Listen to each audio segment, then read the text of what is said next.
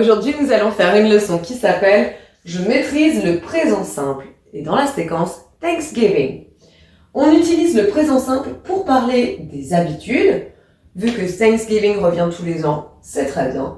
Pour exprimer ses goûts, eh bien là, on peut dire ce qu'on aime faire pendant les vacances, par exemple, ou encore pour parler de ses opinions donc concernant un repas de Thanksgiving, par exemple.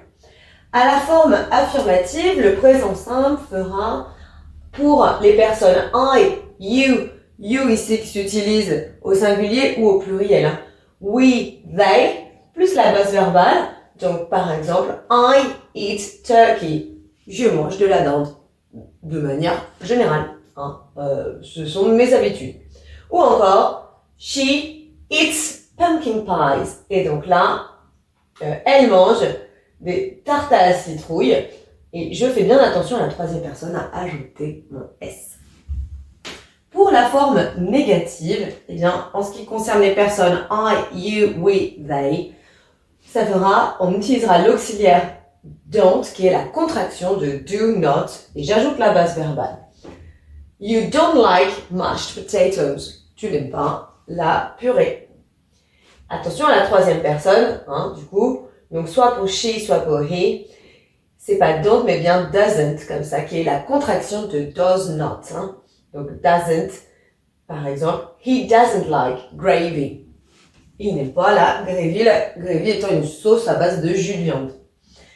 Enfin, à la forme interrogative, on commence la phrase par l'auxiliaire. Soit do pour I, you, we, they, soit does pour she ou pour he. Donc à la troisième personne du singulier. Do we cook the meal? Est-ce qu'on prépare le repas? Does she eat corn? Est-ce qu'elle mange du maïs? Let's practice now. Pour voir si tu as bien saisi la leçon, je te propose un petit exercice d'application.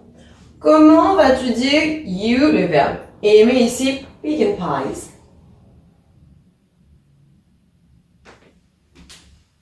Juste la base verbale de aimer. Alors, you like pumpkin pies. Voilà. He adorait gravy.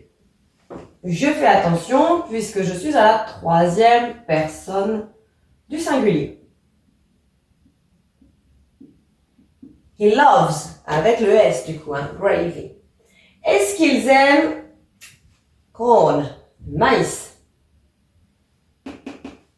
Je commence par l'auxiliaire. Do they like corn? Un plat. Est-ce qu'elle cuisine the meal? Attention, troisième personne. Du coup, l'auxiliaire ici, c'est bien does. Does she cook the meal? Il y avait cet exemple dans le cours, j'avais dit préparer. Mais évidemment, cook, c'est cuisiner. Mais dans ce sens-là, c'est aussi préparer. On va mettre cuisiner. Does she cook the meal? I n'aime pas apple pies.